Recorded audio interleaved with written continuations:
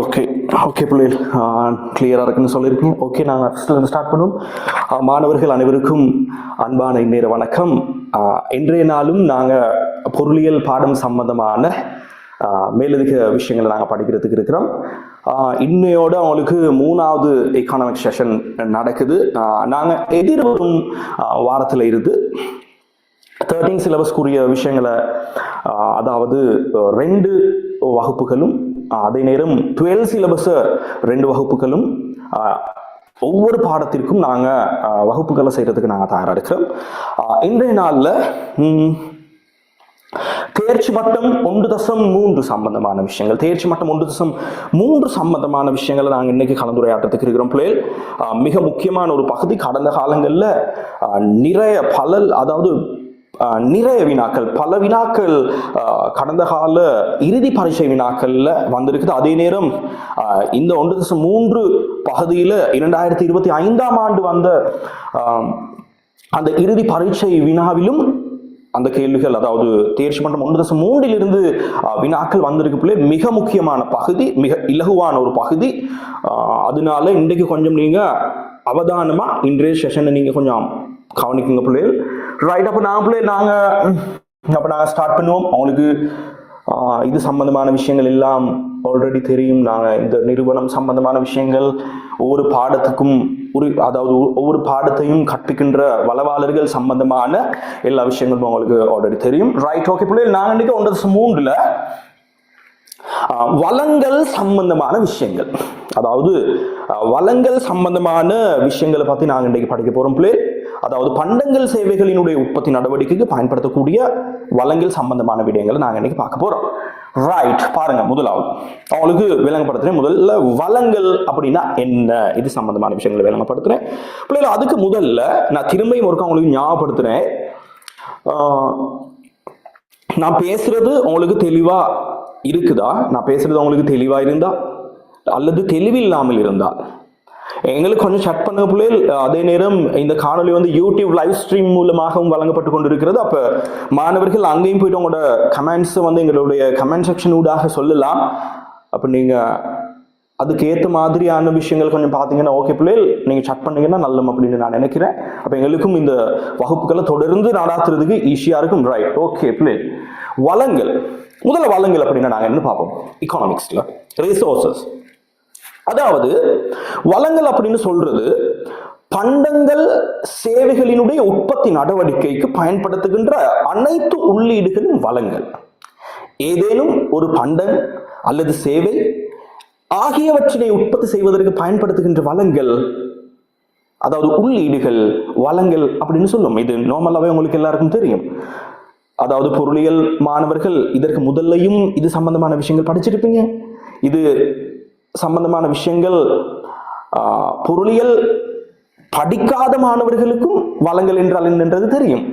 பண்டங்கள் சேவைகளினுடைய உற்பத்தி நடவடிக்கைக்கு பயன்படுத்தக்கூடிய அனைத்து உள்ளீடுகளும் வளங்கள் அப்படின்னு சொல்லுவோம். பாருங்க, பண்டங்கள் சேவைகளினுடைய உற்பத்திக்காக பயன்படுத்தப்படும் எந்த ஒரு உள்ளீடும் வளங்கள் அப்படின்னு சொல்லுவோம். இந்த வளத்தை, அதாவது நாங்க இந்த செஷன், அதாவது இந்த 7 months யூனிஃபைட் எக்ஸாம் ப்ரோக்ராம்ல எக்ஸாமை டார்கெட் பண்ணி தான் பிள்ளைங்க நாங்கள் படிப்பிக்கிறோம். அதாவது எக்ஸாமுக்கு என்ன மாதிரியான விஷயங்களுக்கு கூடுதலான ப்ரியாரிட்டி கொடுக்குறாங்களோ, எக்ஸாம்ல கூடுதலா என்னென்ன பகுதியிலிருந்து வினாக்கள் வருகின்றதோ அந்த பகுதியிலிருந்து தான் நாங்கள் கூடுதலான விஷயங்களை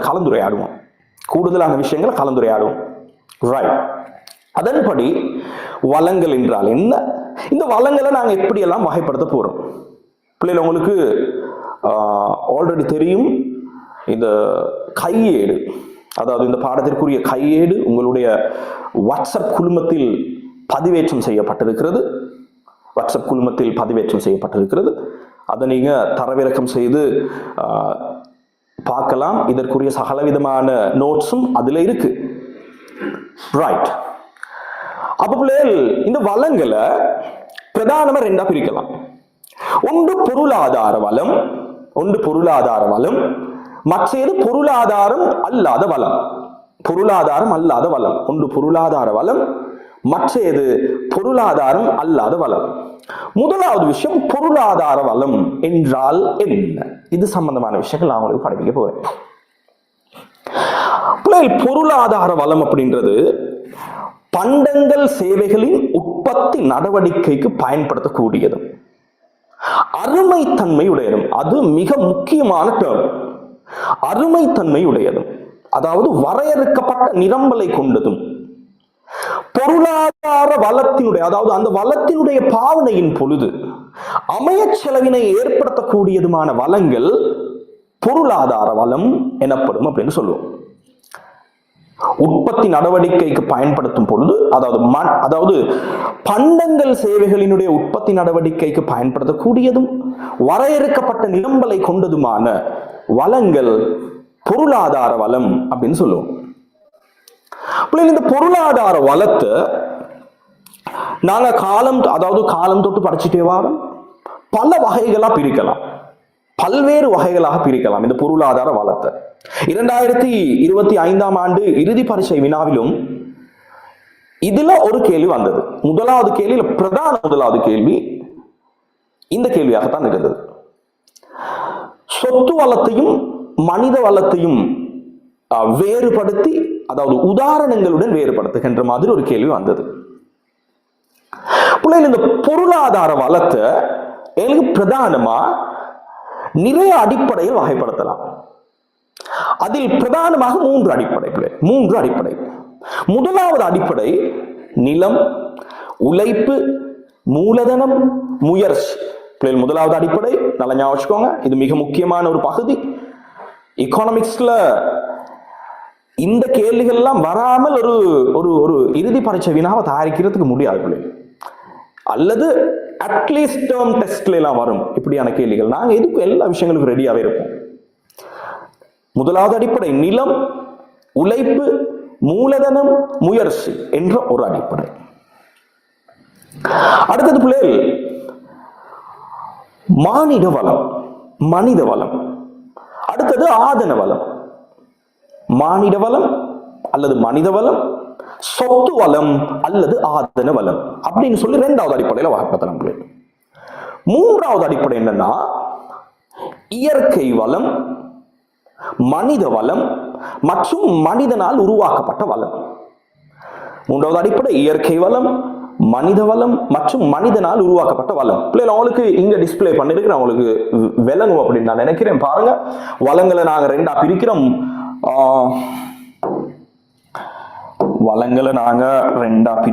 பிள்ளைகள் பாருங்க, இந்த பாருங்க, ஒன்று பொருளாதார வளம், மற்றது பொருளாதாரம் அல்லாத வளம்.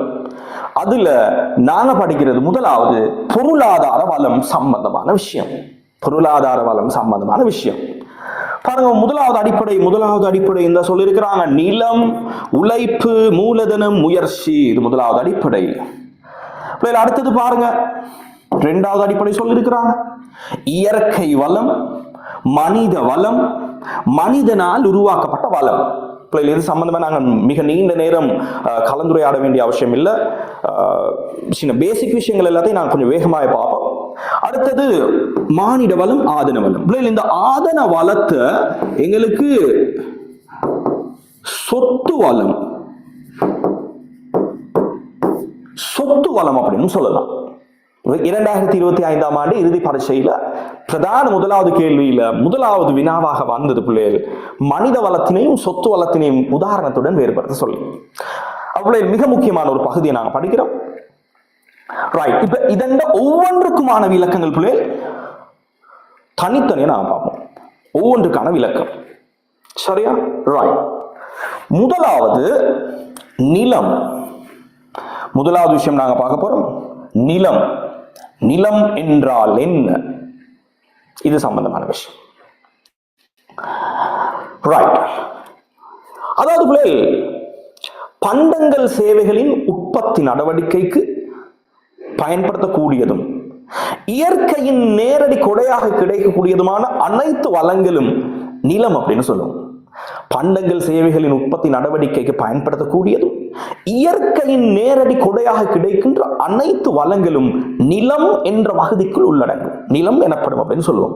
உதாரணம், இயற்கை அதாவது இயற்கையிலிருந்து எங்களுக்கு கிடைக்கிற சூரிய வெளிச்சம், மழை நீர், இயற்கையிலிருந்து கிடைக்கப்பெறுகின்ற காற்று, கடல் வளங்கள், வனவளங்கள், காட்டில் இருக்கின்ற வளங்கள், இதுகள் எல்லாம் நிலம் அப்படின்னு சொல்லுவோம். நிலம் அப்படின்னு சொல்லுவோம். அப்ப இந்த பண்டங்கள் சேவைகளினுடைய உற்பத்தி நடவடிக்கைக்கு இயற்கையின் நேரடி கொடையாக கிடைக்கின்ற அனைத்து வளங்களையும் நாங்க சொல்லுவோம் பிள்ளைகள் நிலம் அப்படின்னு சொல்லுவோம். பிள்ளைகள் உங்களுக்கு அதுக்கு முதல்ல நான் கேட்கிறேன், நான் பேசுறது உங்களுக்கு தெளிவா கேக்குதா? வீடியோஸ் எப்படி உங்களுக்கு தெளிவா இருக்குதான்னு சொல்லி ஒரு எனக்கு செக் பண்ணுங்க பிள்ளைகள் பாப்போம்.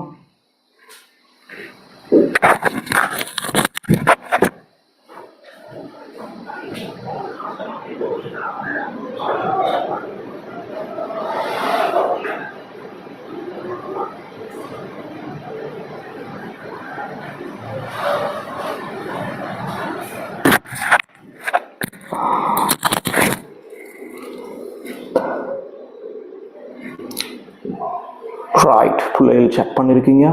ஓகே சார், ரைட், கிளியரா இருக்குன்னு சொல்லியிருக்கீங்க பிள்ளைகள். ரைட், ஓகே பிள்ளைகள், அப்ப நாங்க கிளியரா இருக்குன்னு சொல்லியிருக்கீங்க. அப்ப இனி நாங்க தொடர்ந்து செஷன் அன்னைக்கு நடத்தலாம். பிள்ளைகள் பாருங்க, அப்ப நிலம் அப்படின்னு சொல்றது பண்டங்கள் சேவைகளின் உற்பத்தி நடவடிக்கைக்கு இயற்கையின் நேரடி கொடையாக கிடைக்கின்ற அனைத்து வளங்களும் நிலம் அப்படின்னு சொல்லுவோம். நாங்க ஆல்ரெடி சொன்ன மாதிரி சூரிய வெளிச்சம், சூரிய ஒளி, இயற்கை காற்று, கடல் வளங்கள், காட்டு வளங்கள் அல்லது வன வளங்கள், இந்த மாதிரியான விடயங்கள் பண்டங்கள் சேவைகளின் உற்பத்தி நடவடிக்கைக்கு இயற்கையிலிருந்து நேரடியாக கிடைக்கப்படுகின்ற அனைத்து வளங்களையும் பிள்ளைகள் நாங்க சொல்லுவோம் நிலம் அப்படின்னு சொல்லுவோம். இயற்கை வளம் நிலம் அப்படின்னு சொல்லுவோம். ரைட் பிள்ளைகள், நாங்க அப்ப ஒவ்வொன்றா இதை நாங்க பார்த்துக்கிட்டே போகலாம். முதலாவது பாருங்க, பொருளாதார வளம். அது சம்பந்தமான விஷயங்கள் உங்களுக்கு இங்க டிஸ்பிளேல இருக்குது, நான் ஆல்ரெடி சொல்லி கொடுத்துருக்கிறேன். பொருளாதார பண்டங்களை உற்பத்தி செய்வதற்கு ஒரு உள்ளீடாக பயன்படுத்தப்படும். இது பொருளாதார வளமாக இருந்தாலும் சரி பிள்ளை, பொருளாதாரம் அல்லாத வளங்களாக இருந்தாலும் சரி, பொருளாதார பண்டங்களை உற்பத்தி செய்வதற்கு பயன்படுத்துகின்ற வளங்கள். ஆகவே பொருளாதார வளம் அப்படின்னு சொல்றது பாருங்க, உங்களுக்கு ஆல்ரெடி படிச்ச மாதிரி மனித விருப்பங்களோட ஒப்பிடுகையில் அருமைத்தன்மையானது. ஆல்ரெடி படிச்சது, வரையறுக்கப்பட்ட நிரம்பலை கொண்டது, அதே நேரம் இதன் பயன்பாட்டின் போது அமைச்செலவு தோன்றும். ரைட், நாங்கள் அந்த பொருளாதார வளத்தினுடைய வகைப்பாடு நிலம், உழைப்பு, மூலதனம், முயற்சி, இதை பற்றி ஒவ்வொன்றா நாங்க பார்க்க போறோம். சரி, நாங்க பொருளாதாரம் அல்லாத வளத்தையும் பார்த்துட்டு அதுக்கு பிறகு நாங்க பொருளாதார வளத்தினுடைய வகைப்பாடுகள் சம்பந்தம் படிச்சுட்டே போவோம். பொருளாதாரம் அல்லாத வளம் பண்டங்கள் சேவைகளின் உற்பத்தி நடவடிக்கைக்கு பயன்படுத்தக்கூடியதும் இயற்கையின் நேரடி கொடையாக கிடைக்கக்கூடியதும் வரையறுக்கப்படாத நிரம்பலை கொண்டதுமான வளங்களை நாங்க சொல்லுவோம் பிள்ளைகள் பொருளாதாரம் அல்லாத வளம். பாருங்க, பொருளாதார பண்டங்களை உற்பத்தி செய்வதற்கு உள்ளீடாக பயன்படுத்தப்படும் மனித விருப்பங்களுடன் ஒப்பிடுகையில் அருமைத்தன்மை அற்றது, வரையறுக்கப்படாத நிரம்பலை உடையது. அதே நேரம் பொருளாதாரம் அல்லாத வளத்தினுடைய பாவனையின் போது பொருளாதார பண்டங்களினுடைய உற்பத்தி நடவடிக்கைக்கு பொருளாதாரம் அல்லாத வளங்களினுடைய பாவனையின் போது அமைச்செலவினுடைய பெறுமதிப்புகளில் எப்பொழுதும் பூச்சியமாக இருக்கும், அமைச்செலவு தோன்றாது. அதுதான் பிள்ளைகள் சொல்லி இருக்கிறாங்க. ரைட், இந்த பொருளாதார வளத்தை பிள்ளைகள் எங்களுக்கு பிரதானமா ரெண்டா பிரிக்கலாம் பிள்ளைகள். பாருங்க, உங்களுக்கு முதலாவது ஸ்லைட்ல அது நான் உங்களுக்கு காட்டியிருக்கிற முதலாவது ஸ்லைட்ல உங்களுக்கு டிஸ்பிளே ஆகும். பாருங்க, ஒன்று மீள் உருவாக்கக்கூடிய இயற்கை வளம், மற்றையது மீள் உருவாக்க முடியாத இயற்கை வளம். ஒன்றும் மீள் உருவாக்கக்கூடிய இயற்கை வளம், மீள் உருவாக்க முடியாத இயற்கை வளம். ரைட், நான் முதலாவது விஷயம் பார்ப்போம், மீள் உருவாக்கக்கூடிய இயற்கை வளம் என்றால் என்ன, இதை பார்ப்போம். பண்டங்கள் சேவைகளினுடைய உற்பத்தி நடவடிக்கைக்கு நிகழ்காலத்தில் பயன்படுத்தும் பொழுது, பண்டங்கள் சேவைகளின் உற்பத்தி நடவடிக்கைக்கு நிகழ்காலத்தில் பயன்படுத்தும் பொழுது அருகிவிடாத அல்லது குறைந்து விடாத அல்லது இழக்கப்படாத மீண்டும் மீண்டும் உற்பத்தி நடவடிக்கைக்கு பயன்படுத்தக்கூடிய அனைத்து வளங்களையும் பிள்ளைகள் நாங்கள் சொல்லுவோம் மீள் உருவாக்கக்கூடிய இயற்கை வளம். இதை நாங்கள் சொல்லுவோம் பிள்ளைகள் உயிர் உள்ள இயற்கை வளங்கள் சொல்லி. இதை நாங்கள் சொல்லுவோம் உயிர் உள்ள இயற்கை வளம். பிள்ளைகள் நான் இப்ப பேசுற சகல விடயங்களுமே உங்களுக்கு கையேட்டுல உங்களோட அந்த நோட்ஸ்ல சகல விடயங்களும் இருக்கு. அப்ப நீங்க பார்க்கலாம், நான் பேசுற ஒவ்வொரு விஷயத்தையும் மங்கள நோட்ஸ்ல நீங்க பார்க்கலாம். பாருங்க, பண்டங்கள் சேவைகளினுடைய உற்பத்தி நடவடிக்கைக்கு நிகழ்காலத்தில் பயன்படுத்தும் பொழுது அருகிவிடாத அல்லது குறைந்து விடாத அல்லது இழக்கப்படாத மீண்டும் மீண்டும் உற்பத்தி நடவடிக்கைக்கு பயன்படுத்தக்கூடிய அனைத்து வளங்களையும் நாங்கள் சொல்லுவோம் பிள்ளைகள் மீள் உருவாக்கக்கூடிய இயற்கை வளம்.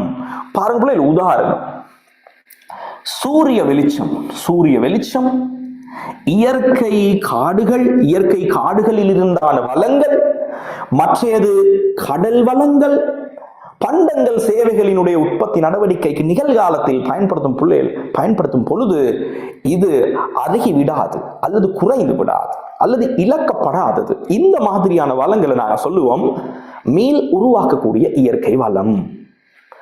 அடுத்தது பிள்ளைகள், இந்த மீள் உருவாக்க முடியாத இயற்கை வளம், உயிரற்ற இயற்கை வளம்.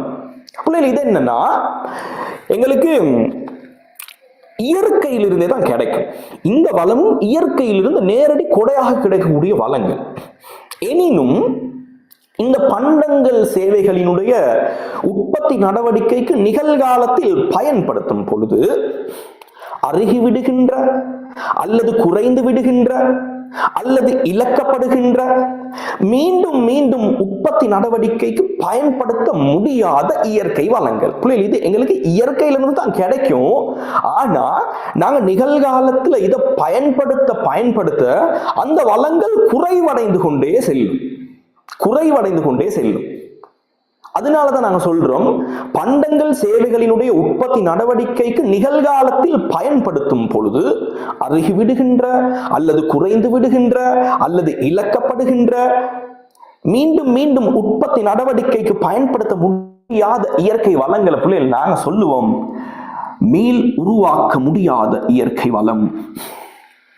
பிள்ளைகள் பாருங்க, பற்றல், நிலக்கரி, காரியம், அதே நேரம் இரத்தின கற்கள், இரும்பு தாது, இந்த மாதிரியான வளங்கள் நிலக்கரி, எஸ் இங்க எக்ஸாம்பிள் சொல்லி இருக்குது, நிலக்கரி இருக்குது. இது மாதிரியான வளங்கள் இயற்கையில் இருந்து நேரடியாக கிடைக்கப்படும் போது கூட அது பண்டங்கள் சேவைகளினுடைய உற்பத்தி நடவடிக்கைக்கு பயன்படுத்தும் பொழுது தொடர்ச்சியாக குறைவடைந்து செல்லக்கூடிய இயற்கை வளங்கள். இதை நாங்க சொல்லுவோம் பிள்ளைகள் மீள் உருவாக்க முடியாத இயற்கை வளம் அல்லது உயிரற்ற இயற்கை வளம் அப்படின்னு சொல்லுவோம் பிள்ளைகள். உயிரற்ற இயற்கை வளம் அப்படின்னு சொல்லுவோம். ரைட், பிள்ளைகள் பாருங்க, பொருளாதாரம் அல்லாத வளம். பொருளாதார பண்டங்களை உற்பத்தி செய்வதற்கு ஒரு உள்ளீடாக பயன்படுத்தப்படும். மனித விருப்பங்களுடன் ஒப்பிடுகையில் அருமை தன்மையற்றது, அதே நேரம் வரையறுக்கப்படாத நிலம்பலை கொண்டது. இதன் பயன்பாட்டின் பொழுது அமைய செலவு தோன்றாது. இயற்கை வளம், அதாவது பொருளாதாரம் அல்லாத வளம். ரைட், அப்ப நாங்கள் முதலாவது பார்த்தோம். முதலாவது விஷயத்துல இருந்து வளம் என்றால் என்ன, அந்த வளத்தை எப்படி கேட்டகரைஸ் பண்ணலாம், பொருளாதார வளம், பொருளாதாரம் அல்லாத வளம். பொருளாதார வளம் என்றால் என்ன, பொருளாதாரம் அல்லாத வளம் என்றால் என்ன, அந்த பொருளாதாரம் அல்லாத வளம் அல்லது அந்த இயற்கை வளம் அதை நாங்க பிரதானமா ரெண்டா பிரிக்க போறோம். ஒன்று மீள் உருவாக்கக்கூடிய இயற்கை வளம், மற்றது மீள் உருவாக்க முடியாத இயற்கை வளம். பொருளாதார வளத்தை நாங்க 3 அடிப்படையில் வகைப்படுத்த. முதலாவது நிலம், உழைப்பு, மூலதனம், முயற்சி அப்படின்னு சொல்லி முதலாவது அடிப்படை. அதே நேரம் இயற்கை வளம், மனித வளம், மனிதனால் உருவாக்கப்பட்ட வளம் என்கிற அடிப்படையில் இரண்டாவது அடிப்படையில் நாங்கள் வகைப்படுத்துறோம். அதே நேரம் ஆதன வளம், மானிட வளம், சொத்து வளம் அல்லது மனித வளம். இது சம்பந்தமான ஒரு வினா தான் 2025ஆம் ஆண்டு பிரதான முதலாவது வினாவாக வந்தது. பிள்ளைகளாகவே இந்த பகுதி அடிக்கடி உங்களுக்கு எக்ஸாம்ல கேட்கக்கூடிய பகுதியாக இருக்கும். பிள்ளைகள் கேட்கக்கூடிய பகுதியாக இருக்கும்.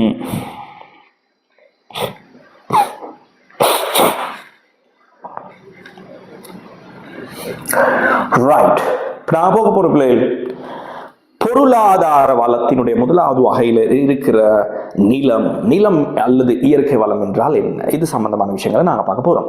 நான் ஏற்கனவே இது படிப்பிச்சேன். பண்டங்கள் சேவைகளினுடைய உற்பத்தி நடவடிக்கைக்கு இயற்கையில் இருந்து நேரடி கொடையாக கிடைக்கக்கூடிய அனைத்து வளங்களும் நிலம் என்ற வகுதிக்குள் உள்ளடங்கும் அப்படின்னு சொல்றோம். பிள்ளைகள் பாருங்க, பொருளாதார பண்டங்களை உற்பத்தி செய்வதற்கு பயன்படுத்தப்படும் இயற்கையினால் வழங்கப்படும் வளங்கள் இயற்கை வளம். அதாவது பிள்ளைகள், புவியினுடைய மேற்பரப்பில் இருக்கின்ற வளங்களை போன்று புவியினுடைய உட்பரப்பில் இருக்கின்ற வளங்களும் இயற்கை வளமாக இருக்கும். நாங்க நினைக்கூடாது புவியினுடைய மேற்பரப்பில் இருக்கின்ற வளங்கள் மாத்திரம் அல்ல, புவியினுடைய உட்பரப்பில் இருக்கின்ற வளங்களும் இயற்கை வளம். பாருங்கள், எக்ஸாம்பிள் போட்டிருக்குது. இயற்கை காடுகள், கனிய வளம், கடல் வளம், ஆறுகள்,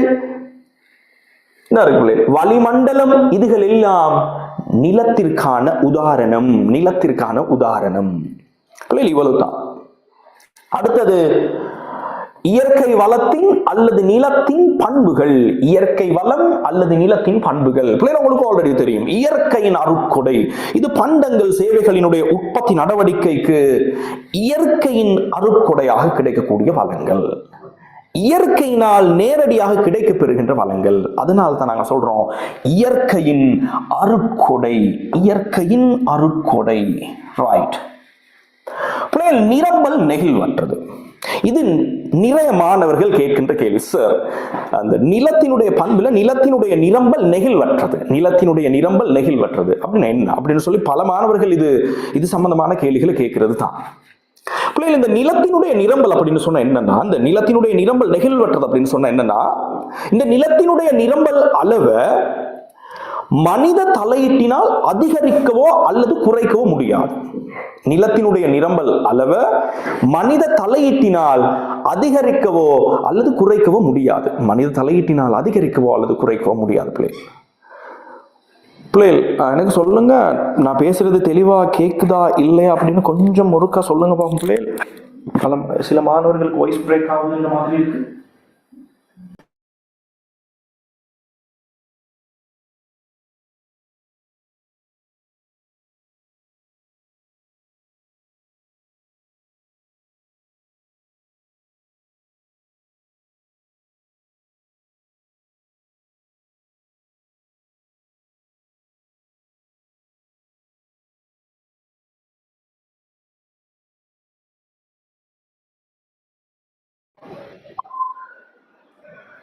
செக் பண்ணிருக்கீங்க?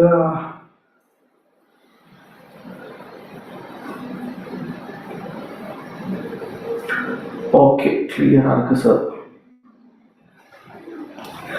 ரைட். ஓகே பிள்ளைகள், அப்ப நிலத்தின் நிரம்பல் நெகிழ்வற்றது அப்படின்னா, அதாவது இந்த நிலத்தினுடைய நிரம்பல் அளவை மனித தலையீட்டினால் அதிகரிக்கவோ அல்லது குறைக்கவோ முடியாது.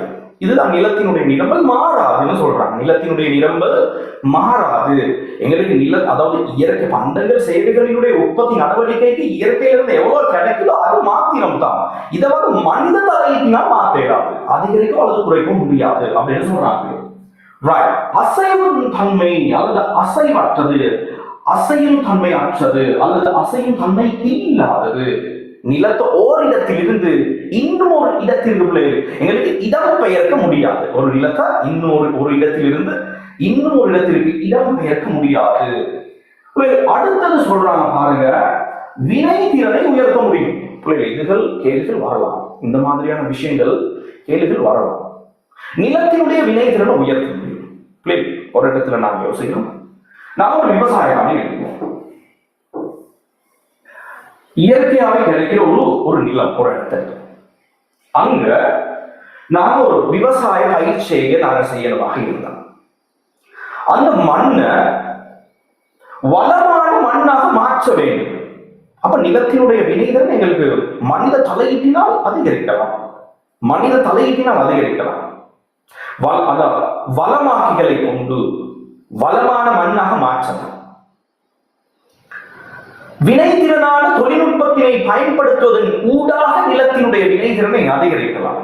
இதுதான் சொல்றாங்க. இந்த மாதிரியான செயற்பாடுகள் மூலம் நிலத்தினுடைய வினைத்திறனை அதிகரிக்கலாம். அடுத்தது பாருங்க, இறுதியா ஓரினத்தன்மை அற்றது. எப்பொழுதும் நிலம் என்பது ஒரே மாதிரியான பண்பினை கொண்டிருக்காது. அதனுடைய தரம் அல்லது பண்பாக இருக்கலாம். நிலம் என்பது ஒரே மாதிரியான பண்பினை கொண்டிருக்காது, பல்வேறு வகையான பண்பினை கொண்டிருக்கும். பலதரப்பட்ட வளங்கள் இருக்குது. ஒரு பண்டத்தினுடைய உற்பத்திக்கு பயன்படுத்தக்கூடிய வளங்கள் இன்னும் சில பண்டங்கள் சேவைகளினுடைய உற்பத்தி நடவடிக்கைக்கு பயன்படுத்தக்கூடியதாக இருக்கும். ஓரினத்தன்மை அற்றது, ஒரே மாதிரியான பண்பினை கொண்டிருக்காது, அந்த சிறப்பியல்பினை கொண்டிருக்காது. ஆகவே நிலம் என்பது ஓரினத்தன்மை அற்றதாக காணப்படும்.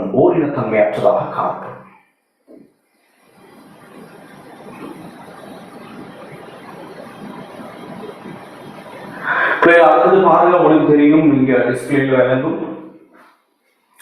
இயற்கை வளம் அல்லது நிலத்தினை அதிக அளவில் பயன்படுத்தும் பொழுது, இயற்கை வளம் அல்லது நிலத்தினை அதிக அளவில் பயன்படுத்தும் பொழுது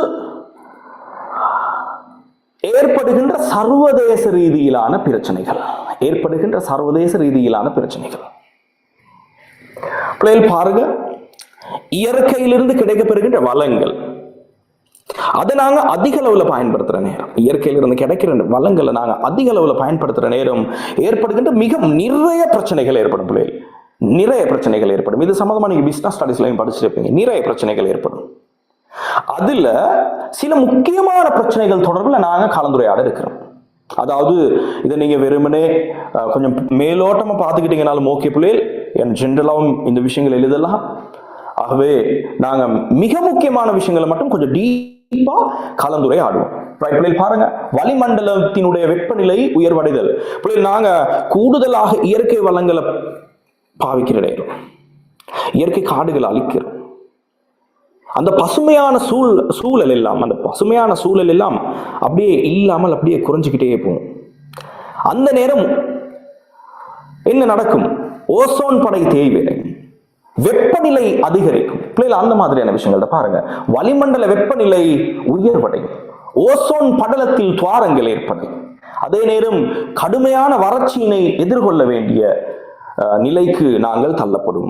இயற்கை வளங்களை அதிக அளவில் பயன்படுத்தும் பொழுது இயற்கை அனர்த்தங்களுக்குள் உள்ளாக வேண்டிய அதாவது அந்த வாய்ப்பு அதிகமாக இருக்கும். இயற்கை வளங்களை பிள்ளைகள் நாங்க இயற்கையாக இருக்கின்ற, அதாவது இயற்கை வளங்களை நாங்க பண்டங்கள் சேவைகளினுடைய உற்பத்தி நடவடிக்கைக்கு கூடுதலாக அத்துமீறி பயன்படுத்தும் பொழுது,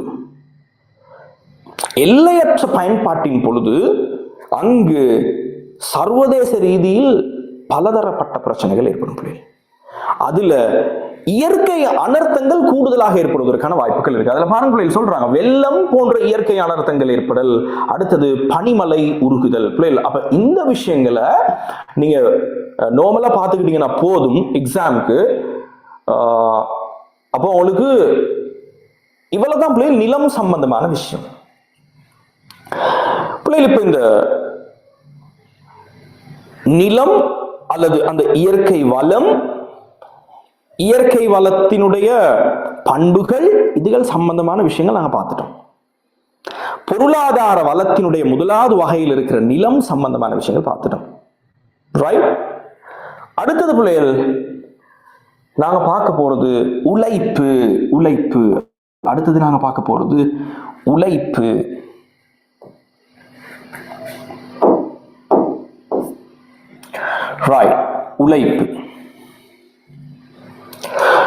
உழைப்பு அப்படின்றது என்னன்னா, பண்டங்கள் சேவைகளின் உற்பத்தி நடவடிக்கைக்கு மனிதனால் வழங்கப்படுகின்ற உடல் மற்றும் உளரீதியான காரணி சேவைகள். மனிதனால் வழங்கப்படுகின்ற உடல் மற்றும் உளரீதியான காரணி சேவைகள் நாங்கள் பிள்ளைகள் சொல்லுவோம் உழைப்பு அப்படின்னு சொல்லி. அதாவது இந்த உழைப்பை நாங்கள் ரெண்டா பிரிக்கலாம் பிள்ளைகள். உழைப்பு நாங்க பிரதானமா ரெண்டா பிரிக்கலாம் பிள்ளைகள். ஒன்று உடல் உழைப்பு. அடுத்தது பிள்ளைகள் நாங்க சொல்லுவோம் உழைப்பு. உடல் உழைப்பு, அடுத்தது உழைப்பு. உடல் பலத்தினை அடிப்படையாக கொண்டு வழங்கப்படுகின்ற சகலவிதமான பங்களிப்புகள். உடல் பலத்தினை அடிப்படையாக கொண்டு பண்டங்கள் சேவைகளினுடைய உற்பத்தி நடவடிக்கைக்கு உடல் பலத்தினை அடிப்படையாக கொண்டு வழங்கப்படுகின்ற காரணி சேவைகள் உடல் உழைப்பு அப்படின்னு சொல்லுவோம். மாறாக உளபலத்தினை அடிப்படையாக கொண்டு பண்டங்கள் சேவைகளின் உற்பத்தி நடவடிக்கைக்கு வழங்கப்படுகின்ற காரணி சேவைகளை நாங்கள் சொல்லுவோம் பிள்ளைகள் உழைப்பு. உடல் பலத்தை அடிப்படையாக கொண்டு வழங்கப்படுகின்ற காரணி சேவைகளை நாங்கள் சொல்லுவோம் உடல் உழைப்பு. உளபலத்தினை அடிப்படையாக கொண்டு வழங்கப்படுகின்ற காரணி சேவைகளை பிள்ளை நாங்கள் சொல்லுவோம் உழைப்பு. பாருங்க பிள்ளைகள், உழைப்பு சம்பந்தமான விஷயங்கள் சொல்றாங்க. பண்டங்கள் சேவைகளை உற்பத்தி செய்வதற்கு மனிதனால் வழங்கப்படும் உடல் மற்றும் உளரீதியான பங்களிப்புகள் உழைப்பு எனப்படும். இதனை பிரதானமாக ரெண்டா பிரிக்கலாம் பிள்ளைகள். ஒன்று உடல் உழைப்பு, மற்றது உழைப்பு. ஒன்று உடல் உழைப்பு, மற்றது உழைப்பு. ரைட். அடுத்தது பிள்ளைகள் பார்க்க போறோம் நாங்க உழைப்பின் பண்புகள். பிள்ளைகள் எக்ஸாமுக்கு என்ன விஷயங்கள் கூடுதலாக வரும் அப்படின்னு சொல்லி நாங்க எதிர்பார்க்கிறோம். அதே நேரம் கடந்த காலங்கள்ல இறுதி பரீட்சையில என்னென்ன ஏரியாஸ்க்கு கூடுதலான ப்ரியாரிட்டிஸ் கொடுத்தாங்களோ அதுகள் சம்பந்தமா தான் பிள்ளைகள் நாங்க 7 months யூனிஃபைடு எக்ஸாம் ப்ரோக்ராம்ல கலந்துரையாடுறதுக்கு இருக்கிறோம். நீங்க எந்த விதமான தயக்கமும் இல்லாம பயமும் இல்லாம நீங்க 7 மாதம் எங்களோடு சேர்ந்து, அதாவது உங்களுடைய முயற்சியும் இருக்கணும் பிள்ளைகள், அர்ப்பணிப்பும் இருக்கணும். அப்ப இந்த முயற்சியுடன் கூடிய அர்ப்பணிப்பு என்ற ஒன்று இருக்கும் பட்சத்தில் நிச்சயமா நீங்க எதிர்பார்க்கிற பெருபேருக்கு நிச்சயம் போகலாம். அதற்கு சகல வழிகளிலும் உதவியை செய்யறதுக்கு நாங்க தயாராக இருக்கிறோம். ரைட். அப்படி நீங்க தொடர்ந்து அவதானிங்க உழைப்பினுடைய பண்புகள், உழைப்பின் பண்புகள். ரைட்.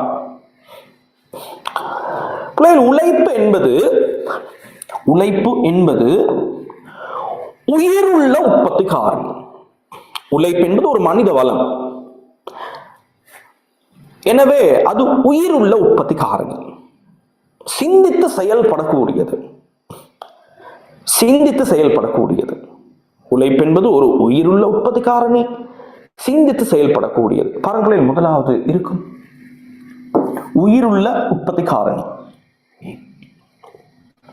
அடுத்தது உழைப்பு என்பது அசையும் தன்மை கொண்டது. ஒரு இடத்திலிருந்து இன்னும் ஒரு இடத்திற்கு நகர்த்தக்கூடியது அல்லது நகரக்கூடியது. உழைப்பு என்பது அசையும் தன்மை கொண்ட ஒரு உற்பத்தி காரணி. அதே நேரம் பிள்ளைகள், இந்த 3வது பாயிண்ட்ஸ்ங்கிறது மிக முக்கியமான ஒரு விடயம். ஓரினத்தன்மை அற்றது. பிள்ளைகள், அனைத்து உழைப்பு வளங்களும் ஒரே மாதிரியான பண்பினை கொண்டிருப்பதில்லை. ஒவ்வொரு உழைப்பு வளத்திற்கும் வெவ்வேறு விதமான பண்புகள் இருக்கு.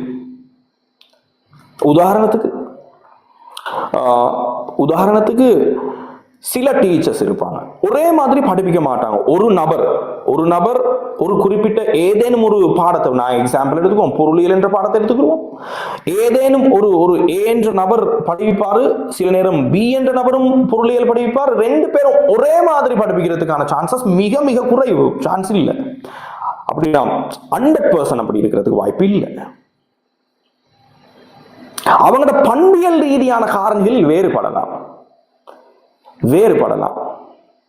பண்பியல் ரீதியான காரணிகள் வேறுபடலாம். ஓரினத்தன்மை அற்றது.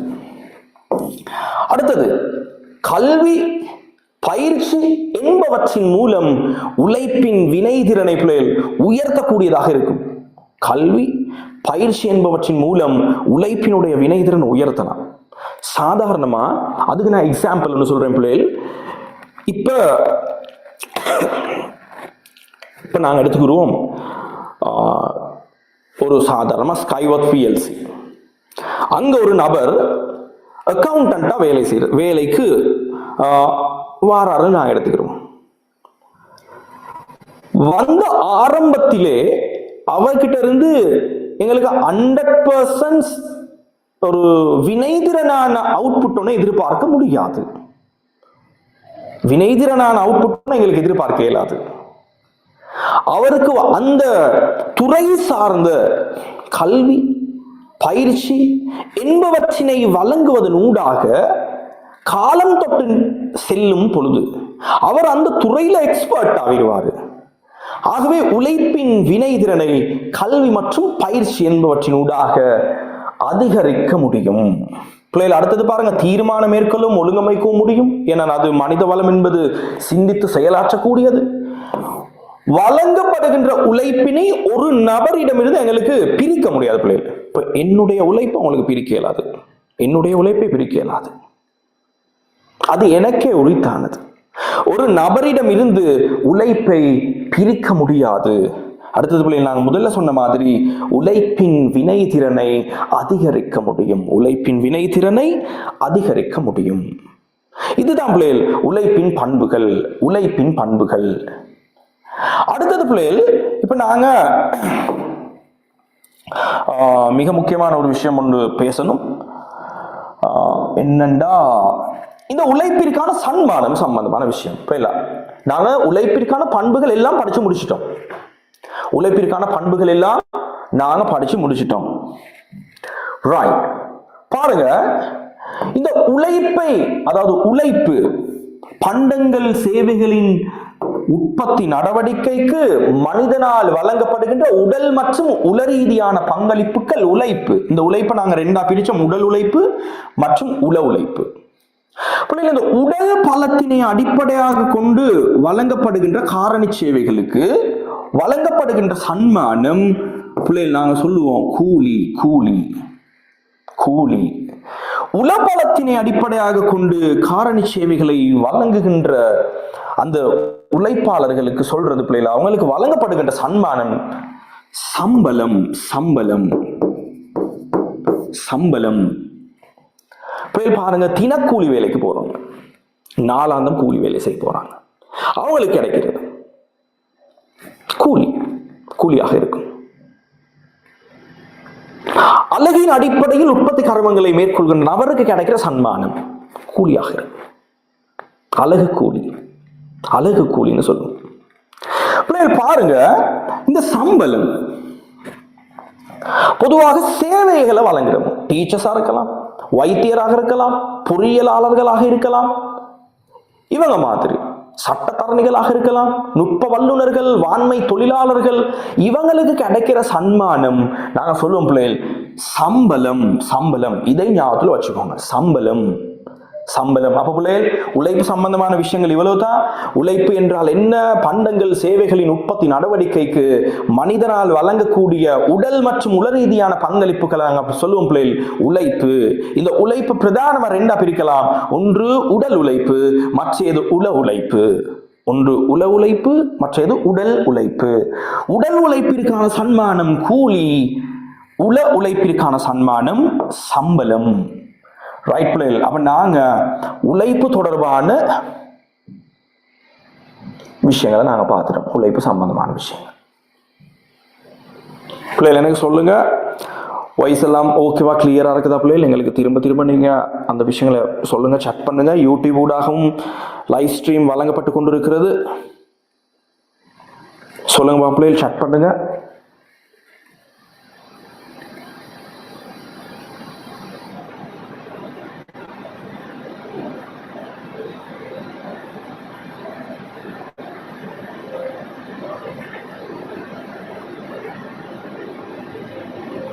பிள்ளைகளை ஒருக்கா செக் பண்ணுங்க பாப்போம்.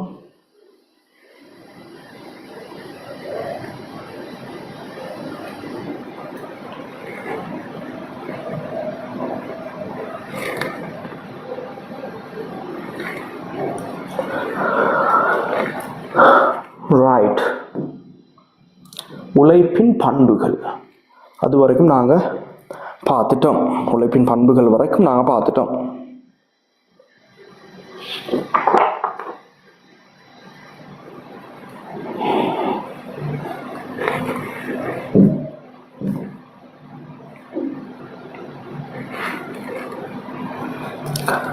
ரைட் பிள்ளை. அடுத்தது பிள்ளைகள் இந்த ஊழிய வளத்தின் அளவினை தீர்மானிக்கும் காரணிகள் சம்பந்தமான விஷயங்கள் பிள்ளைகள் நாங்கள் இது சம்பந்தமான விஷயங்களை நாங்கள் தேர்ச்சி 11 படிக்கும் பிள்ளை. தேர்ச்சி 11 இது சம்பந்தமான டீப்பான நிறைய விஷயங்கள் நாங்கள் படிக்க இருக்கிறோம். நாங்கள் மேலோட்டமாக மட்டும் சில விஷயங்களை ஞாபகம் வச்சுக்கலாம். சனத்தொகையினாலும் வயதமைப்பும் சனத்தொகையினாலும் வயதமைப்பும் இலங்கையில் 15 வயதிற்கு மேற்பட்ட அதாவது 15 வயதிற்கு மேற்பட்டவர்களை நாங்கள் ஊழிய படைக்குள்ள கொண்டு வரும் பிள்ளைகள். அது எப்படி ஊழிய படைக்குள்ள யாரெல்லாம் வருவா, வேலை செய்தும் வயது சனத்தொகை, செயலற்ற சனத்தொகை யாரு, இவங்களோட சம்பந்தமான விஷயங்கள் எல்லாமே அதாவது இந்த உழைப்பு அதாவது ஊழிய வளத்தினுடைய அளவினை தீர்மானிக்கின்ற காரணிகள் சம்பந்தமான விஷயங்கள். இது சம்பந்தமான விஷயங்களை நாங்கள் தேர்ச்சி 11 படிப்போம் பிள்ளை. ரைட். அப்போ நாங்கள் உங்களுக்கு நாங்கள் இன்னைக்கு டிஸ்பிளே பண்ணியிருக்கோம். இந்த இடத்துக்கு அந்த நோட்ஸ் தேவை அப்படின்றதுனால இது சம்பந்தமான டீப்பான விஷயங்கள் நாங்கள் தேர்ச்சி 11 படிப்போம். மக்களின் சுகாதார நிலைமை, மக்களினுடைய கல்வி மட்டமும் தேர்ச்சி நிலையும், அதே நேரம் வேலை செய்யும் மனுத்தியாலங்கள் மற்றும் நாட்களோட அளவு, பாடசாலையில் இருந்து குறிப்பிட்ட மாணவர் ஒருவர் விலகுகின்ற அந்த அளவு அல்லது வயதமைப்பு, இதுகள் எல்லாம் பிள்ளைகள் ஊழிய வளத்தினுடைய அளவினை தீர்மானிக்கும் காரணிகளாக இருக்கும். பிள்ளைகள் இது சம்பந்தமான மிக தெளிவா டீப்பான விஷயங்கள் நாங்கள் தேர்ச்சி 11 கலந்துரையாடுவோம் பிள்ளைகள். உங்களுக்கு நாங்கள் சொன்ன மாதிரி 7 மாதத்துக்குள்ள சகல விடயங்களும் உங்களுக்குரிய syllabus, paper revision, theory revision, இதுகளெல்லாம் பிள்ளைகள் 7 மாதத்துக்குள்ள நாங்கள் பிளான் பண்ணினது போல ப்ராப்பரா உங்களுக்கு நாங்கள் இதை அவ்வளவுமே செய்து தருவோம். நீங்க எங்களோடு சேர்ந்து உங்களுடைய செயற்பாடுகளை வினைத்திறனான முறையில் செய்யும் பொழுது நிச்சயமா உங்களுக்கான டார்கெட்ஸ் நீங்க அந்த டார்கெட்ஸ்க்கு போகக்கூடியதா இருக்கும் பிள்ளைங்க. ரைட். இப்ப நாங்க முக்கியமான ஒரு விஷயத்துக்கு வந்திருக்கோம். மூலதனம். பொருளாதார வளத்தினுடைய வகைப்பாட்டினுடைய மற்றும் ஒரு விஷயம் தான் பிள்ளைகள் நாங்க மூலதனம். மூலதனம் அப்படின்றது என்னது? மூலதனம்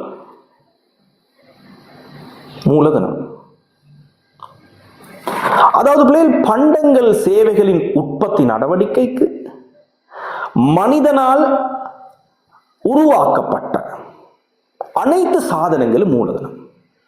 பண்டங்கள் சேவைகளின் உற்பத்தி நடவடிக்கைக்கு மனிதனால் உருவாக்கப்பட்ட அனைத்து உற்பத்தி சாதனங்களையும் பிள்ளைகள் நாங்கள் சொல்லுவோம் மூலதனம். பாருங்க, உதாரணங்கள் இருக்கு. கட்டிடம், பெருந்தெருக்கள், இயந்திரங்கள், இதுகள் எல்லாமே பிள்ளைகள் மூலதனம். பண்டங்கள் சேவைகளின் உற்பத்தி நடவடிக்கைக்கு மனிதனால் உருவாக்கப்பட்ட அனைத்து ஆக்க காரணிகளையும் நாங்கள் சொல்லுவோம் பிள்ளைகள் மூலதனம் அப்படின்னு. ரைட். அடுத்தது பாருங்க பிள்ளைகள், மூலதனத்தின் பண்புகள். பிள்ளை நாங்கள் இன்றைய செஷனை முடிச்சதுக்கு பிறகு கடந்த காலங்களில் என்னென்ன ஏரியாவில் எப்படியான வினாக்கள் வந்திருக்குது அப்படின்றது சம்பந்தமா நாங்கள் கலந்துரையாடுவோம். ரைட். மூலதனத்தின் பண்புகள்.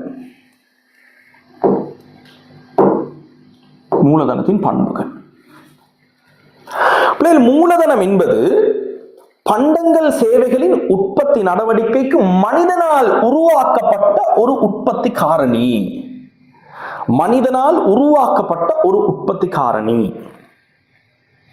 இதான் மூலதனம். இந்த மூலதனத்தை பண்டங்கள் சேவைகளின் உற்பத்தி நடவடிக்கைக்கு தொடர்ச்சியாக மீண்டும் பயன்படுத்தக்கூடியது, நீண்ட காலம் பயன்படுத்தக்கூடியதுன்னு சொல்லலாம். நீண்ட காலம் பயன்படுத்தக்கூடியதாகவும் இருக்கும். மீண்டும் பயன்படுத்தக்கூடியது, பெருமானம் தேய்வடையக்கூடியது. பண்டங்கள் சேவைகளினுடைய உற்பத்தி நடவடிக்கைக்கு மனிதனால் உருவாக்கப்பட்ட மூலதனம் என்ற ஒன்றை உற்பத்தி செயற்பாட்டிற்கு பயன்படுத்தும் பொழுது பெருமானம் தேய்வடையக்கூடியது. அதே நேரம் மூலதனம் என்பது ஒரு வினைத்திறனுடைய வளம், ஒரு வினைத்திறனான வளம், உற்பத்தி நடவடிக்கையினை அதிகரிக்க செய்யக்கூடியது. ஆகவே அது ஒரு வினைத்திறனான வளமாகவும் இருக்கும். பரம்பரையில் மூலதனத்தின் பண்புகள் சொல்றாங்க, மனிதனால் உருவாக்கப்பட்ட ஒரு உற்பத்தி காரணி, மீண்டும் மீண்டும் உற்பத்தி நடவடிக்கைக்கு பயன்படுத்தக்கூடியது, அதே நேரம் பெருமானம் தேய்வடையக்கூடியது. மூலதனம் என்பது ஒரு வினைத்திறனான வளம், வினைத்திறனான வளம். ரைட். இப்ப நான் அடுத்தது மிக முக்கியமான ஒரு விஷயத்துக்கு வந்திருக்கோம். அதற்கு முதல்ல இந்த மூலதனத்திற்கான சன்மானம், மூலதனத்திற்கான சன்மானம். நாங்க மூலதனத்தின் பல்வேறு வடிவங்களுக்கு முதல்ல மூலதனத்திற்கான சன்மானம்.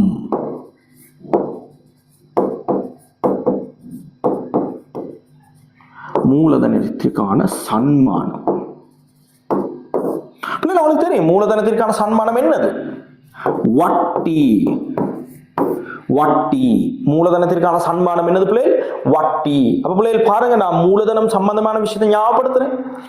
பண்டங்கள் சேவைகளின் உற்பத்தி நடவடிக்கைக்கு மனிதனால் உருவாக்கப்பட்ட அனைத்து உற்பத்தி சாதனங்களும் மூலதனம்.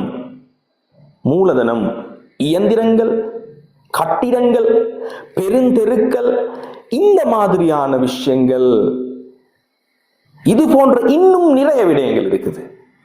அப்ப பண்டங்கள் சேவைகளின் உற்பத்தி நடவடிக்கைக்கு மனிதனால் உருவாக்கப்பட்ட அனைத்து உற்பத்தி சாதனங்களையும் நாங்க சொல்லுவோம் மூலதனம்.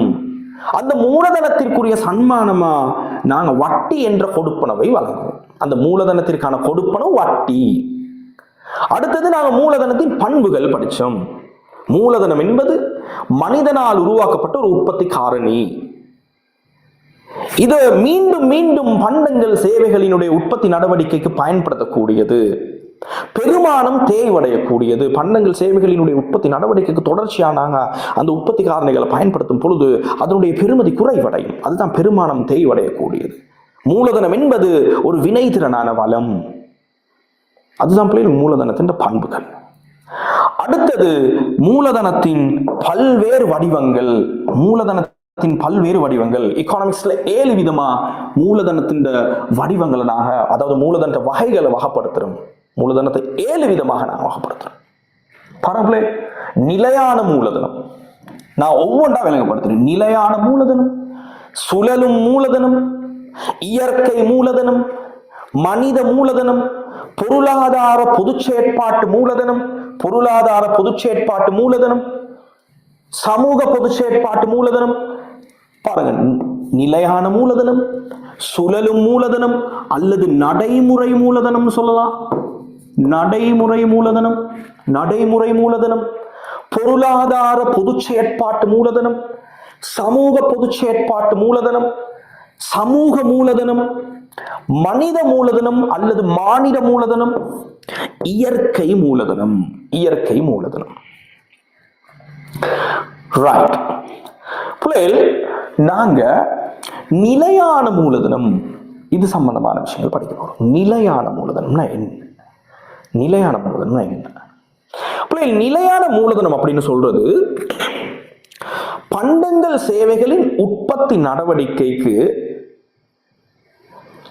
மனிதனால் உருவாக்கப்பட்டது, நீண்ட காலம் பயன்படுத்தக்கூடியதுமான பண்டங்கள் சேவைகளின் உற்பத்தி நடவடிக்கைக்கு மனிதனால் உருவாக்கப்பட்டது, அதே நேரம் நீண்ட காலம் பயன்படுத்தக்கூடியதும் தேவையடையக்கூடியதுமான சொத்துக்கள் நிலையான மூலதனம் அப்படின்னு சொல்லுவோம்.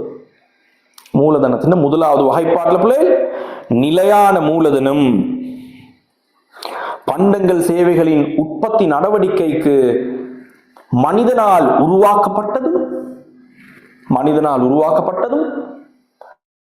நீண்ட காலம் பயன்படுத்தக்கூடியதும் தேவையடையக்கூடியதுமான சொத்துக்கள் நிலையான மூலதனம். உதாரணத்துக்கு நாங்க சொல்லுவோம் பிள்ளை, இயந்திரங்கள், கட்டிடங்கள், இந்த மாதிரியான விஷயங்கள் நிலையான மூலதனத்திற்கான உதாரணங்கள். நிலையான மூலதனத்திற்கான உதாரணங்கள். நிலையான மூலதனம். ரைட். பிள்ளைகள் யாரோ சொல்லியிருக்கிறீங்க, வாய்ஸ் கிளியரா இல்லை.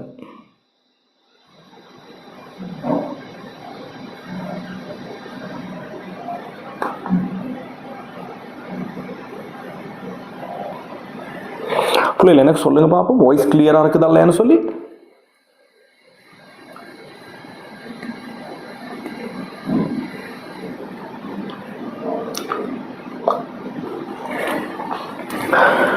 ரைட். பிள்ளைகள் இவ்வளவுதான் நிலையான மூலதனம். நிலையான மூலதனம். அடுத்தது நாங்க பார்க்க போறோம் சுழலும் மூலதனம். பிள்ளைகள் இது சம்பந்தமா நிறைய விஷயங்கள் நாங்கள் கலந்துரையாட இருக்குது. இன்றைக்கு முழுமையா இந்த செஷனை முடிக்க இயலாது பிள்ளைகள். இந்த 1.3 என்பதை ஒரு செஷன்ல எங்களுக்கு முடிக்க இயலாது. நாளைய தினம் சரியாக இரவு 7 மணிக்கு பொருளியல் வகுப்பு இடம்பெறும். அதில் நாங்கள் மிகுதி விஷயங்களை நாங்கள் படிப்போம்.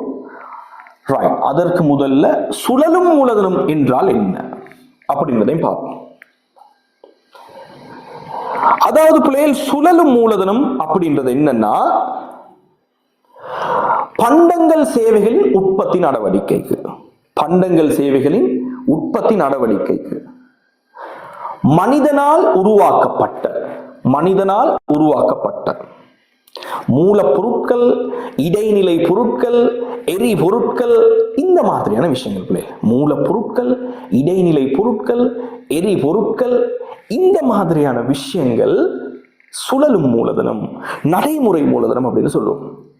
அதாவது இது என்ன, இது எதற்கு பயன்படுத்தப்படும் அப்படின்னா, உற்பத்தி செயற்பாடுகளை தொடர்ச்சியாக தடையின்றி மேற்கொள்வதற்கு பயன்படுத்தக்கூடிய மூலதனத்தை நாங்கள் சொல்லுவோம் பிள்ளைகள் சுழலும் மூலதனம். உற்பத்தி செயற்பாட்டினை தொடர்ச்சியாக தடையின்றி மேற்கொள்வதற்கு பயன்படுத்தப்படுகின்ற மூலதனம் சுழலும் மூலதனம். சுழலும் மூலதனம். அடுத்தது பிள்ளைகள் நாங்க பார்க்க போறது பொருளாதார பொது செயற்பாட்டு மூலதனம். பொருளாதார பொது செயற்பாட்டு மூலதனம். பொருளாதார பொது செயற்பாட்டு மூலதனம் அப்படின்னு என்னன்னா, ஒரு பொருளாதாரத்தின் அல்லது ஒரு நாட்டின் பொருளாதார நன்மையினை அடிப்படையாக கொண்டு உருவாக்கக்கூடிய கீழ்கட்டுமான பணிகள் அல்லது வசதிகள் பொருளாதார பொது செயற்பாட்டு மூலதனம் அப்படின்னு சொல்லுவோம். ஒரு நாட்டின் பொருளாதாரத்தினுடைய நன்மையினை அடிப்படையாக கொண்டு அல்லது அந்த பொருளாதாரத்தினுடைய நலனை மேம்படுத்துவதனை நோக்கமாக கொண்டு உருவாக்கப்படுகின்ற கீழ்கட்டுமான பணிகள் பொருளாதார பொது செயற்பாட்டு மூலதனம். இந்த இருக்கு உதாரணம், மத்தள சர்வதேச விமான நிலையம், பண்டார் நாயக்க சர்வதேச விமான நிலையம்,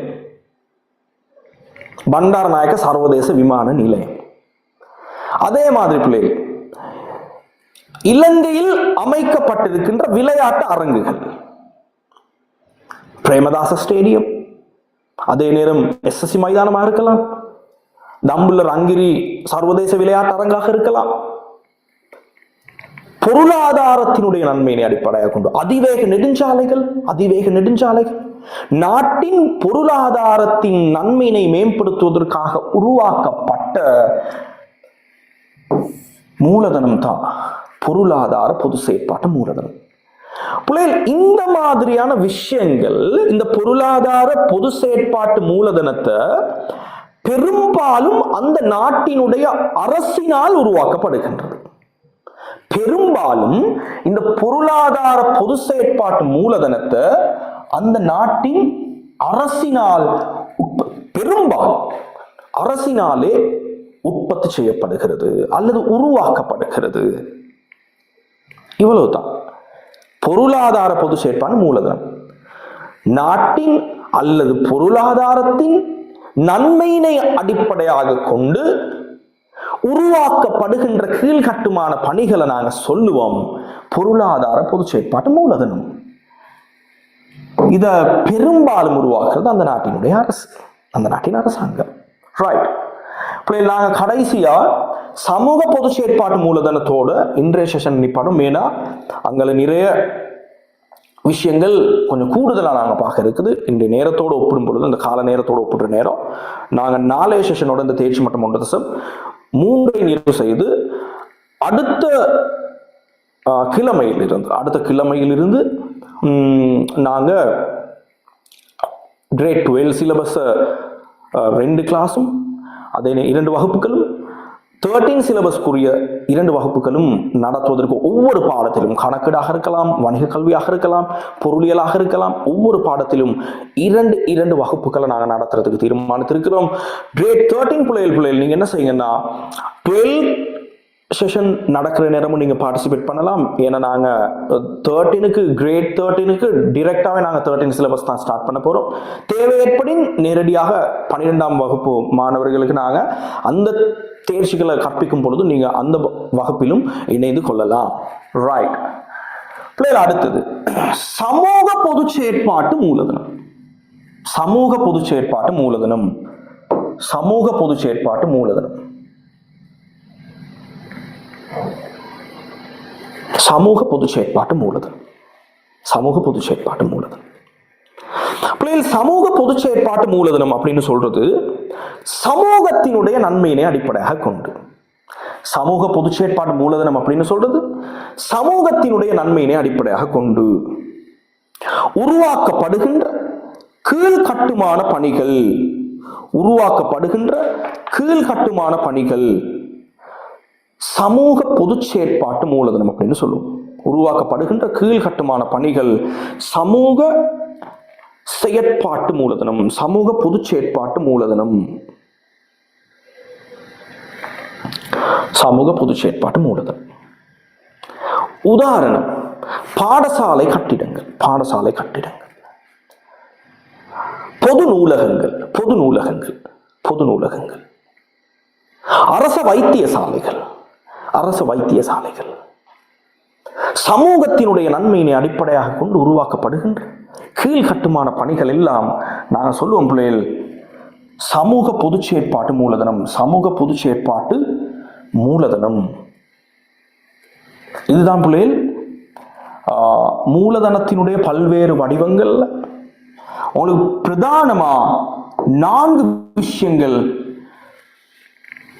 இன்றைய தினத்தில் கலந்துரையாடி இருக்கும் பிள்ளைகள். ஒன்று முதலாவது நிலையான மூலதனம், அடுத்தது சுழலும் மூலதனம், அடுத்தது பொருளாதார பொது செயற்பாட்டு மூலதனம், அடுத்தது சமூக பொது செயற்பாட்டு மூலதனம். ரைட். அடுத்தது சமூக மூலதனம், மனித மூலதனம், இயற்கை மூலதனம். நாங்க இதுல சமூக மூலதனம், மற்றது மானிட மூலதனம் அல்லது மனித மூலதனம், அடுத்தது இயற்கை மூலதனம். இது தொடர்பிலான விடயங்களை அடுத்த செஷன்ல பிள்ளைகள் நாங்க கலந்துரையாடலாம். அடுத்த செஷன் அதற்கு பிறகு இருக்கின்ற ஏனைய சகல விடயங்களையும் அடுத்த செஷன்ல கலந்துரையாடலாம் பிள்ளைகள். இன்றைய நேரத்தில் அந்த நேரத்தோடு ஒப்பிட்டு இன்றைய வகுப்புகளை நாங்கள் நிறைவு செய்யறதுக்கு இப்ப தயாரா இருக்கிறோம். இன்றைய நாள்ல நாங்க படிச்ச ஆரம்ப விடயங்கள்ல இருந்து கொஞ்சம் மேலோட்டமா ஒரு ரெக்காப் பண்ணலாம் அப்படின்னு நான் நினைக்கிறேன் பிள்ளைகள். பாருங்க,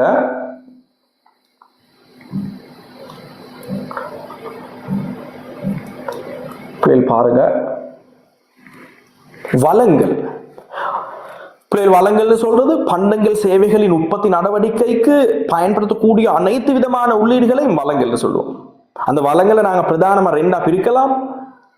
ஒன்று பொருளாதார வளம், பொருளாதாரம் அல்லாத வளம். பொருளாதார வளம் என்பது பண்டங்கள் சேவைகளின் உற்பத்தி நடவடிக்கைக்கு பயன்படுத்தக்கூடியதும் வரையறுக்கப்பட்ட நிரம்பலை கொண்டதும் அதன் பயன்பாட்டின் போது அமைச்சலவினை கொண்டிருப்பதும் வளங்கள் பொருளாதார வளம். இதை 3 அடிப்படையில் பிரிக்கலாம்.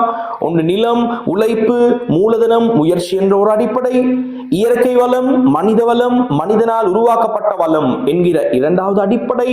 அதே நேரம் மானிட வளம், ஆதன வளம். இந்த 2025ஆம் ஆண்டுல இந்த கேள்வி கேட்கப்பட்டிருந்தது.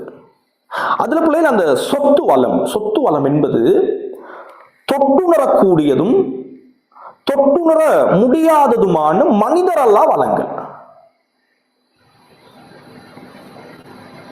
தொட்டுணரக்கூடியதும் ஆதன வளங்கள், தொட்டுணரக்கூடியதும் தொட்டுணர முடியாததுமான மனிதர் அல்லா வளங்கள், மனிதர் அல்லா சொத்துக்கள் அப்படின்னு சொல்றாங்க. பிள்ளைகள், அப்ப 2025 இறுதியாக வந்த ஒரு வினாவில் இந்த வினா கேட்கப்பட்டிருந்தது. ரைட், அடுத்தது பிள்ளைகள் பாருங்க, பொருளாதாரம் அல்லாத வளம். இதை நாங்க ரெண்டா பிரிக்கிறோம். ஒன்று மீள் உருவாக்கக்கூடிய இயற்கை வளம், மற்றது மீள் உருவாக்க முடியாத இயற்கை வளம். மீள் உருவாக்கக்கூடிய இயற்கை வளம்ங்கிறது பண்டங்கள் சேவைகளின் உற்பத்தி நடவடிக்கைக்கு நிகழ்காலத்தில் பயன்படுத்துவதனால் அருகி விடாத, மீள் உருவாக்கக்கூடிய இயற்கை வளத்துக்கு சொல்றேன், அருகி விடாத அல்லது குறைந்து விடாத அல்லது இழக்கப்படாத மீண்டும் மீண்டும் பயன்படுத்தக்கூடிய வளங்கள் நாங்க சொல்லுவோம் பிள்ளைகள் மீள் உருவாக்கக்கூடிய வளங்கள். மீள் உருவாக்கக்கூடிய வளங்கள். மீள் உருவாக்க முடியாத இயற்கை வளங்கள் பண்டங்கள் சேவைகளின் உற்பத்தி நடவடிக்கைக்கு நிகழ்காலத்தில் பயன்படுத்தும் பொழுது அருகி விடுகின்ற அல்லது குறைந்து விடுகின்ற அல்லது இழக்கப்படுகின்ற மீண்டும் மீண்டும் பயன்படுத்த முடியாததுமான வளங்களை நாங்கள் சொல்லுவோம் மீள் உருவாக்க முடியாத அல்லது உயிரற்ற இயற்கை வளம். பிள்ளைகள், அடுத்தது பாருங்க, அப்ப பொருளாதார வளம், பொருளாதாரம் அல்லாத வளம், அது சம்பந்தமான விஷயங்கள் எல்லாம் பார்த்துட்டோம். அடுத்து நிலம் என்றால் என்ன? பண்டங்கள் சேவைகளின் உற்பத்தி நடவடிக்கைக்கு இயற்கை நேரடி கொடையாக கிடைக்கின்ற அனைத்து வளங்களும் நிலம் என்ற வகதிக்குள் உள்ளடங்கும். அடுத்தது நிலத்தின் பண்புகள் பார்த்தோம். பாருங்க பிள்ளைகள், நிலத்தின் பண்புகள் இயற்கையின் அருட்கொடையாக கிடைக்கிறது. அதே நேரம் நிலத்தினுடைய நிரம்பல் நெகிழ்வற்றதுனா என்ன? அசையும் தன்மை இல்லை. அதே நேரம் நிலத்தினுடைய வினைத்திறனை நாங்கள் எப்படி உயர்த்தலாம்? நிலம் என்பது ஓரினத்தன்மையற்ற வளம். இது சம்பந்தமான விஷயங்கள் எல்லாம் நாங்க இன்றைய தினத்துல பார்த்திருக்கிறோம். அதே நேரம் உழைப்பு என்றால் என்ன? உழைப்பை நாங்க எப்படி டிவைட் பண்ணலாம்? உழைப்பிற்கான சன்மானம் என்ன?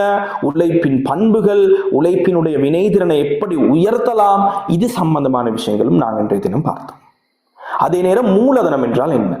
மூலதனத்தின் பல்வேறு வடிவங்கள், நிலையான மூலதனம், சுழலும் மூலதனம், பொருளாதார பொது செயற்பாட்டு மூலதனம், சமூக பொது செயற்பாட்டு மூலதனம், இயற்கை மூலதனம், சமூக மூலதனம், மனித மூலதனம் அப்படின்னு சொல்லி பிள்ளைகள் மூலதனத்தை 7 வகையா பிரிக்கலாம்.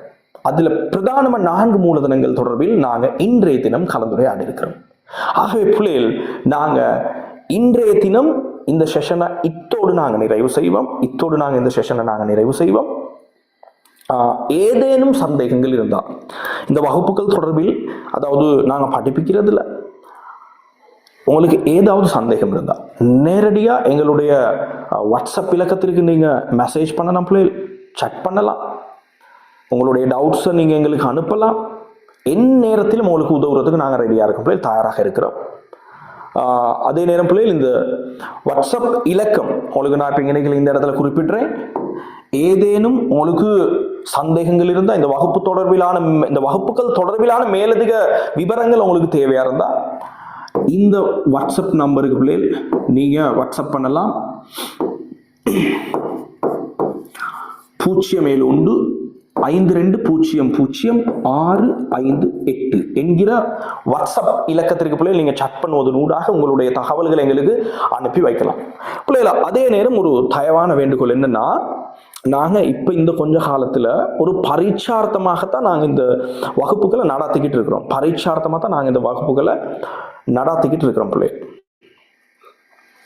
நீங்க இந்த வகுப்புல இணைந்திருக்கின்ற மாணவர்கள், நாங்க இந்த படிப்பிக்கிறது, இந்த ஸ்மார்ட் போர்ட்ல உங்களுக்கு விளங்கப்படுத்துறது சம்பந்தமான விஷயங்கள் ஏதாவது குறை நிறைகள் இருந்தால் அதனையும் எங்களுடைய இந்த வாட்ஸ்அப் இலக்கத்திற்கு பிள்ளை நீங்கள் தெரிவிக்கலாம். அப்ப நாங்களும் இன்னும் எங்களை செம்மைப்படுத்திக் கொண்டு இனிவரும் காலங்களில் எங்களுடைய வகுப்புகளை இன்னும் வினைத்திறனான முறையில் எங்களுக்கு நடத்தக்கூடியதாக இருக்கும் பிள்ளை. ஆகவே ஓகே பிள்ளைகள், ரைட். அப்ப இன்றைய செஷனை நாங்க இத்தோடு நிறைவு செய்வோம். இணைந்து கொண்ட அனைத்து மாணவர்களுக்கும் நன்றி, வணக்கம்.